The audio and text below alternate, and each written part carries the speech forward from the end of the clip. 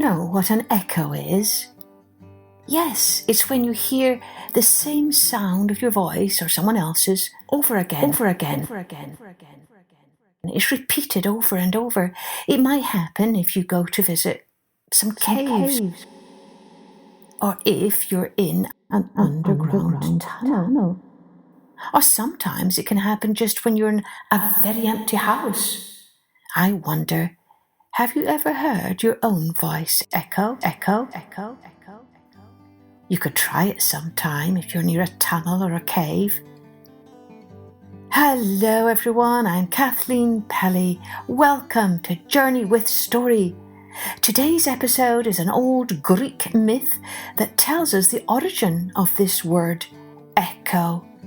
And we are recording today in a rather echoey studio because we have now moved to Scotland. And all of our furniture from America is not here yet. And so our house is a teeny bit echoey, which is rather fitting for this episode, isn't it? A big thanks to all of you who have been rating and reviewing our podcast. This recent review was from Sophia B, age 6, and here's what she wrote. I live in London. My favourite stories are The Elephants at the Lake and The Three Little Pigs. There are more, but too many to mention. Me and my mummy are loyal listeners. We have listened to your stories every bedtime since I was 4. We also love the bonus episodes too. There are some we have listened more than 20 times. Please upload more stories for me. I can't wait to hear a new story. I tell my mummy I want to visit Scotland so I can meet you. Oh, thank you ever so much, Sophie. This episode is dedicated especially to Sophia. Thank you, Sophia. Now let's take a journey with the story of Echo and Narcisuss. In ancient times in the land of Greece, whenever the god Zeus came to the mountains, the wood nymphs rushed to embrace him. They played with him in icy waterfalls and laughed with him in lush green glades. Now Zeus's wife, Hera, was very jealous, and often she searched the mountainside trying to catch her husband with the nymphs. But whenever Hera came close to finding Zeus, a charming nymph named Echo stepped across her path. Echo chatted with Hera and kept her distracted until Zeus and the other nymphs managed to slip away. But after a while, Hera discovered Echo's trickery, and she flew into a terrible rage. Your tongue has made a fool of me, she shouted at Echo. Henceforth your voice will be more brief, my dear. You will always have the last word, but never the first. And so it happened from that day on. Poor Echo could only repeat the last words of what others said. One day Echo spied a golden-haired youth hunting deer in the woods. The boy's name was Narcissus, and he was the most beautiful young man in the forest. All who looked upon him fell in love with him immediately. But he would have nothing to do with anyone, for he was very conceited. When Echo first laid eyes upon Narcissus, her heart burned like the flame of a torch. She secretly followed him through the woods, loving him more with each step. She got closer and closer, until finally Narcissus heard the leaves rustling. He whirled around and cried out, "Who's here?" From behind a tree, Echo repeated his last word, "Here." Narcissus looked about in wonder. "Who are you? Come to me," he said. Narcissus searched the woods, but he could not find the nymph. "Stop hiding! Let us meet," he shouted. "Let us meet," Echo cried. Then she stepped from behind the tree and rushed to embrace Narcissus. But the youth panicked when the nymph flung her arms around his neck. He pushed her away and he shouted, "Leave me alone! I'd rather die than let you love me." "Love me," was all poor Echo could say as she watched Narcissus run from her through the woods. "Love me, love me, love me." Humiliated and filled with sorrow, Echo wandered the mountains until she found a lonely cave to live in. Meanwhile, Narcissus hunted in the woods, tending only to himself, until one day he discovered a hidden pool of water. The pool had a silvery smooth surface.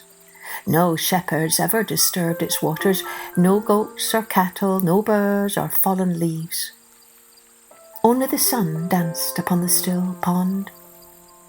Tired from hunting and eager to quench his thirst, Narcissus lay on his stomach and leaned over the water.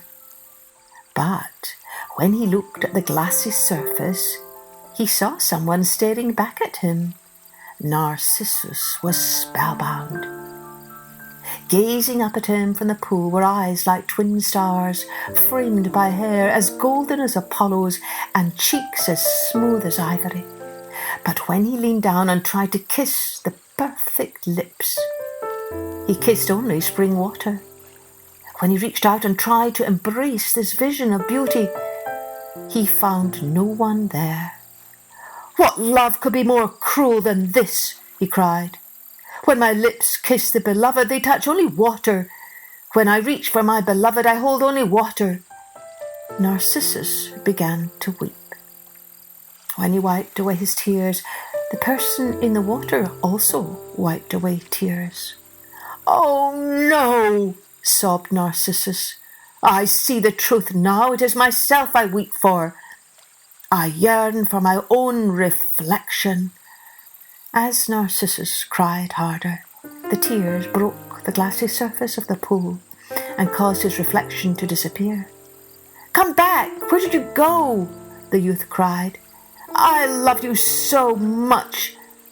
At least stay and let me look upon you." Day after day, Narcissus stared at the water, in love with his own reflection. He began to waste away from grief until one sad morning he felt himself dying. "Goodbye, my love," he shouted to his reflection. "Goodbye, my love," Echo cried to Narcissus from her cave deep in the woods. Then Narcissus took his last breath.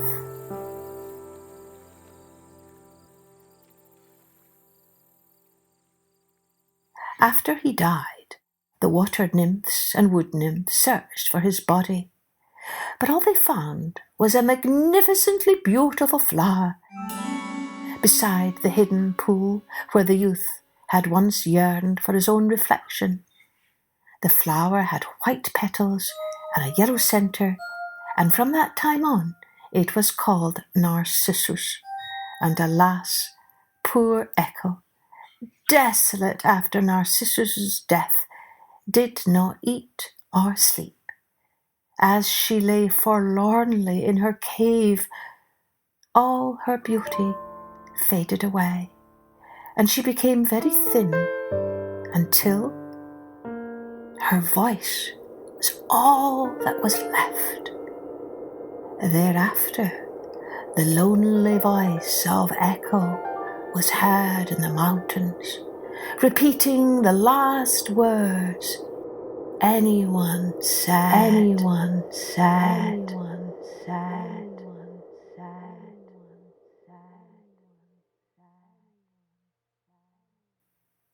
So this was a little sad, wasn't it? But I think every time you hear an echo, you remember this story. And what do you think the story souvenir is? What little glimmer of truth about what it means to be human and live in this world will you remember? Cheerio from our new home in bonny Scotland to all of our loyal listeners. Join me next time for Journey with story.